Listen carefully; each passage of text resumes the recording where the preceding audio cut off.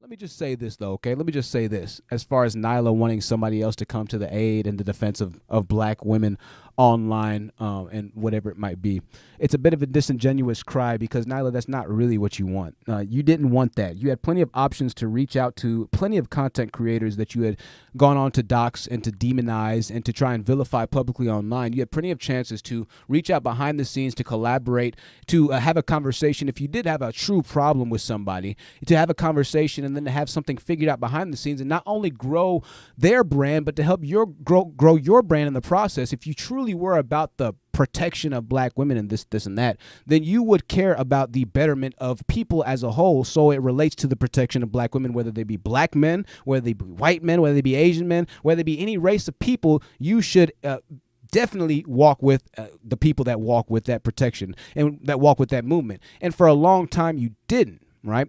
And so now you telling us and telling me and telling Themis and telling George Macon and telling the Mary Brown show that, OK, well, y'all got it. Y'all can protect black women now since we're done doing it. Well, are you done doing it? I thought this was your passion. If this is your passion, then don't let us stop. Don't let the world stop. Don't let everybody who stopped paying you or stopped sending you super chats stop you from doing your passion, because ultimately you're still going to have to do it because that's your passion. Now, if your passion has changed, and obviously if things have changed, you need to figure out a different way to do things, then that is the smartest thing to do, would be to leave and rebrand or do whatever it might be. But don't try and gift wrap this as that, oh, the lane is wide open and since y'all aren't just going to whatever anymore. Taz has been doing this for so long. Taz, this is that. Taz is the same nigga that we talk about staying away from. And we all know that. I'm not going to beat that horse. I'm not going to beat that dead horse with the dead broomstick. Is that even possible? That makes no sense.